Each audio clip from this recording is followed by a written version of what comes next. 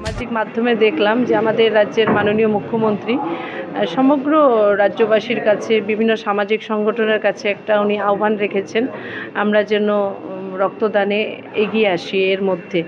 তো আমরা দেখলাম ওনার এই আহ্বানের সাড়া দিয়ে বিভিন্ন সামাজিক সংগঠন থেকে শুরু করে আমাদের আমাদের যে পার্টির পক্ষ থেকেও বিভিন্ন জেলা বিভিন্ন বিধানসভা কেন্দ্রে বড় বড় একটি রক্তদান শিবিরের আয়োজন করা হচ্ছে।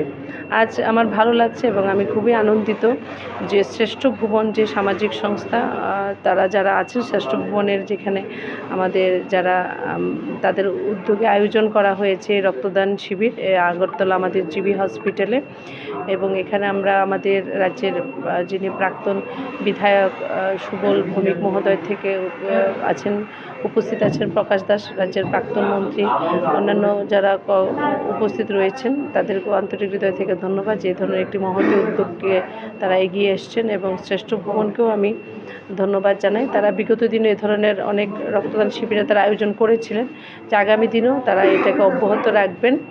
এবং আমি আরও যারা আছেন আপনাদের মাধ্যমে জানাবো যে মুখ্যমন্ত্রীর আহ্বানে আপনারাও সাড়া দিন এবং এই মহতী কাজে আপনারা সবাই এগিয়ে আসুন।